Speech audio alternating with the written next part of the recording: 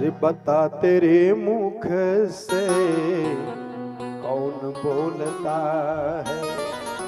अरे तू बोलता है या तू बोलता है या मुख बोलता है? अरे बता तेरे मुख से कौन बोलता है? तब नहीं समझ में आ रहा है कि भगवान कौन है?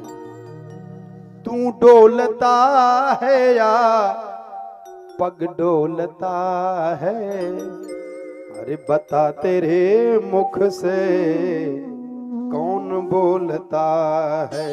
ध्यान दें, सावधान हो जाएं, बहुत सावधानी पूर्वक समझिएगा। कथा सुने हो, लेकिन जरा अब थोड़ा सा सुना दूंगा। सुखदेव जी महाराज राजा परीक्षित को सुना रहे हैं और प्रोफेसर साहब के द्वारा आप लोग सुन रहे हैं। क्या सुखदेव बाबा कहते हैं कि खट्वांगा दीर्घ बाहुश्च रघुस्तस्मात् पृथुस्रवाः अजस्ततो महाराजस्तस्मात् दशरथो भवत्। परीक्षित इन्हीं की सूर्यवंश की परम पावन वंशावली में महाराज खट्वांग हुए, खट्वांग के दीर्घबाहु, दीर्घबाहु के रघु, रघु के पृथु, पृथु के अज, अज के महाराज दशरथ पैदा हुए। तस्यापि भगवाने स साक्षात ब्रह्ममयो हरि। उन्हीं राजा दशरथ के यहाँ साक्षात परात्पर पूर्णतम ब्रह्म सगुण साकार बनकर के संपूर्ण अंशों के साथ प्रकट हुए हैं, जिनका नाम हुआ राम लक्ष्मण भरत शत्रुघ्न इति संज्ञया। तस्यानुचरितम राजन। परीक्षित, उनके चरित्र को आपने सुना है। तस्यानुचरितम राजन नृसिभिस्तत्वदर्शिभिः। तत्वदर्शी ऋषियों के द्वारा कथा सुने हो, लेकिन श्रुतम हि वर्णितम भूरि त्वया सीतापतेर्मुहुः। अब 2 अध्याय से हमसे भी सुन लीजिए। कौन कहे? सुखदेव जी महाराज ने कहा कि थोड़ा सा राम कथा हमसे सुन लो। क्यों? श्रीमद् भागवत जी की कृष्ण कथा को सुनने के पहले मर्यादा पुरुषोत्तम भगवान राम की कथा सुनना अति आवश्यक है। और बिना राम कथा सुने अगर कोई श्री कृष्ण कथा सुनना चाहे वो डूब जाएगा। क्यों? क्योंकि वो लीला पुरुषोत्तम है, वो योगेश्वर हैं, और ये मर्यादा पुरुषोत्तम है। बिना मर्यादा पुरुषोत्तम की कथा श्रवण किए समझे लीला पुरुषोत्तम की कथा में जाओगे तो डूब जाओगे, भ्रमित हो जाओगे, दिमाग काम नहीं कर पाएगा। बड़े बड़े योगियों का हालत खराब हो जाता है श्री कृष्ण की लीला में। तो इसलिए सुखदेव जी महाराज ने पहले मर्यादा में जीना सिखाने के लिए कहा कि पहले राम कथा को सुनिए और सूत्रवत सुनाए। कहा गुरुवर थे त्यक्त राज्यो व्यचरदनुवनम पद्म पदभ्याम प्रियाया पाणिस्पर्शा क्षमाभ्याम ब्रजित पथरुजो यो हरीन्द्रानुजाभ्याम वैरूप्या शूर्पणख्या प्रिय बिरहरुसारोपित भ्रू विजृंभ प्रस्ताभिर्बद्ध सेतु खलदव दहनः कौशलेन्द्रो वतान्नः। ये पूरी कथा है। तो सुखदेव जी महाराज ने जब इसको सुनाया महामंत्र को, तो राजा परीक्षित ने हाथ जोड़ करके कहा कि गुरुदेव ये कथा ज्यादा प्यारी लग रही, थोड़ा विस्तार कर दीजिए। क्या विस्तार कर दूं? हाँ कर दीजिए। तो जरा हम विस्तार करके आपको समझाऊं, क्योंकि बड़ी दूर दूर से न जाने कहां कहां से श्रोता आए हुए हैं। तो इसलिए थोड़ा सा हम ये बता दें कि कैसे भगवान का अवतार होता है। ले लीजिए, बच्चे को ले लीजिए, उसको दे दो, ले लीजिए, लेके बैठे को। तो अब और सावधान हो जाएं। हमने उस दिन भी कहा, पुनः कह दे रहा हूं कि जब हिंदी पढ़ते समय एक बार आ जाए तो जान लेना गंभीर घटना घटेगी। अब राम के जन्म के समय में गोस्वामी तुलसीदास जी महाराज ने रामचरितमानस में बड़ा मार्मिक प्रसंग लिखा है। क्या बोले? एक बार भूपति मन एक बार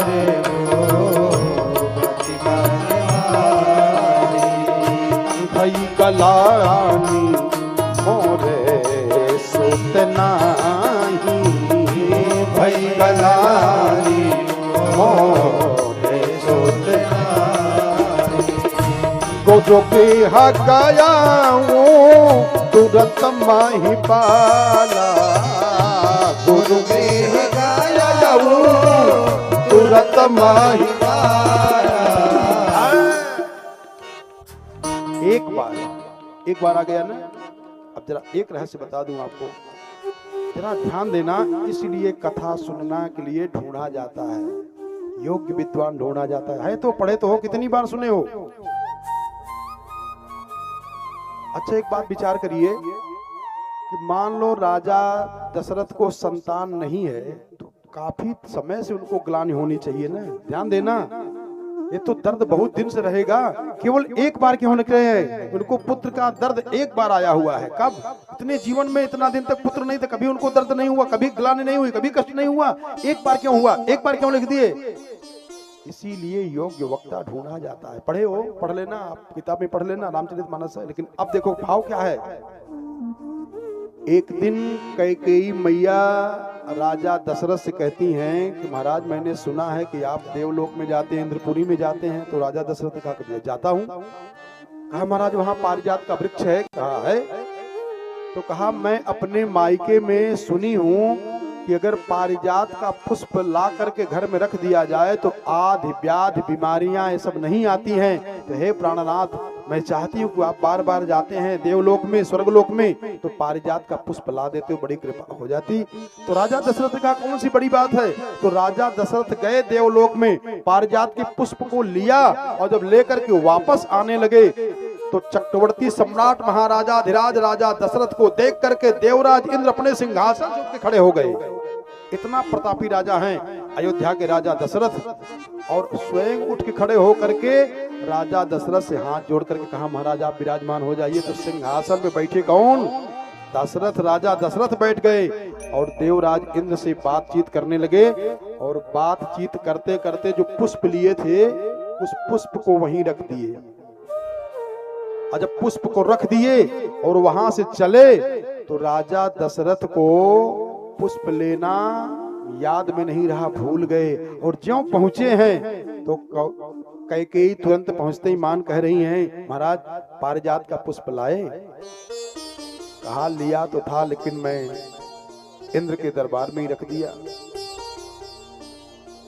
तो कैकेयी अम्बा ने हाथ जोड़ के कहा महाराज क्या बताऊं, बड़ी हार्दिक इच्छा रही कि पुष्प मिल जाता। तो कहा कोई बात नहीं। फिर जब गए दोबारा इंद्र के दरबार में तो जहां पुष्प रखे थे, जिस सिंहासन पे बैठे थे, उस सिंहासन को जल से धोया जा रहा है। और वैदिक विद्वान ब्राह्मण वेद मंत्र बोल रहे हैं स्वस्ति न इंद्रो वृद्धश्रवाः स्वस्ति नः पूषा विश्ववेदाः स्वस्ति नस्तारक्षो वरिष्ठनेमिः। वैदिक मंत्रों के द्वारा सिंहासन धोया जा रहा है। तो राजा दशरथ ने सोचा कि क्या हो गया, अभी तो मैं यहीं पे बैठा था, अब क्या हो गया। तो राजा दशरथ ने एक नौकर को बुलाया, का इधर आओ। नौकर गया, नौकर पहचान नहीं पाया कि अवध नरेश यही हैं। तो राजा दशरथ ने पूछा ये सिंहासन धोया क्यों जा रहा है। वो नौकर बिना जाने में जल्दी में कह दिया, कहा महाराज अयोध्या के कोई राजा हैं दशरथ जो निसंतान है, जिनको कोई संतान नहीं है, वो आकर के सिंहासन पे बैठ गए हैं। इसलिए देवराज इंद्र ने इस सिंहासन को अपवित्र मान लिया है, इसीलिए जल से धुलाई हो रही है। तो एक बार भूपति मन माही, एक बार भूपति मन माही, एक बार भूपति मन माही, एक बार भई गलानी मोर सुतनाई, भई गलानी मोर सुतनाई, एक बार भूपति मन माही, एक बार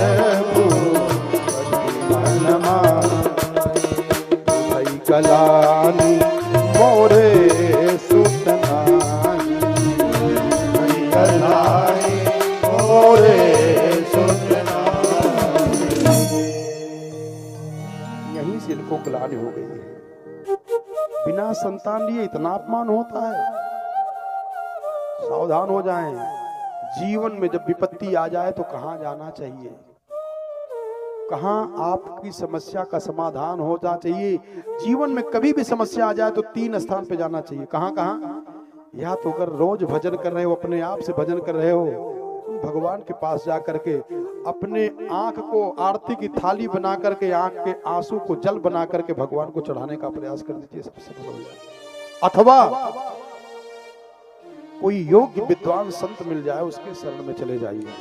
अथवा गुरुदेव भगवान के पास जाना चाहिए। बस 3 के अलावा चौथी जगह कहीं जाना ही नहीं चाहिए। नहीं तो गांव में कहावत कही जाती है ना कि अनहरे के आगे रोवई अपनौ दीदा खोवई। हाँ, राजा दशरथ ने क्या किया? समस्या बहुत बड़ी आ गई है, बहुत दुख है, अब कहां गए? ध्यान देना, परमात्मा के पास। परमात्मा में और संसार में एक अंतर है, केवल एक अंतर है बस। क्या? और यही हम लोग गलती कर दे रहे हैं, जो पूरा जीवन भटक रहे हैं, रो रहे हैं। क्या? परमात्मा में पूर्णता ही पूर्णता है। पूर्णमदः पूर्णमिदं पूर्णात् पूर्णमुदच्यते पूर्णस्य पूर्णमादाय पूर्णमेवावशिष्यते। और संसार में अपूर्णता ही अपूर्णता है। किसी के पास बहुत धन है तो खाने वाला नहीं है, किसी के पास खाने वाले बहुत हैं तो खाना ही नहीं है, किसी के पास इतनी ताकत है कि 1 कुंटल अनाज को उठा के फेंक सकता है, लेकिन किसी के पास इतनी ताकत नहीं है तो 10 किलो उठा पाए। धन है तो बल नहीं, बल है तो धन नहीं, जन है शक्ति नहीं, पूर्णता केवल परमात्मा में है। तो राजा दशरथ ने क्या किया? बोले गुरु गृह गए। हम लोग क्या करते हैं? जरा पंडित जी बुलवाओ, महाराज गुरु जी बुलवाओ। रावण क्या करता था? जब गुरु की पूजा करने का मन कहे तो कहे गुरु को बुलवा लो, बुलवा लेता था। और ये बोले गुरु गृह गया वो तुरंत महिपा गया वो तुरंत महिपाला। तुरंत महिपाला गुरु गृह गया वो तुरंत महिपाला। गुरु गृह गया वो तुरंत महिपाला। गुरु जी के चरणों में जाकर के प्रणाम किया, आंख से आंसू गिरे तो गुरु जी ने कहा कि धरहु धीर, धैर्य धारण करिए महाराज। बोले धरहु धीर, अरे होई हाहि सोत चारी।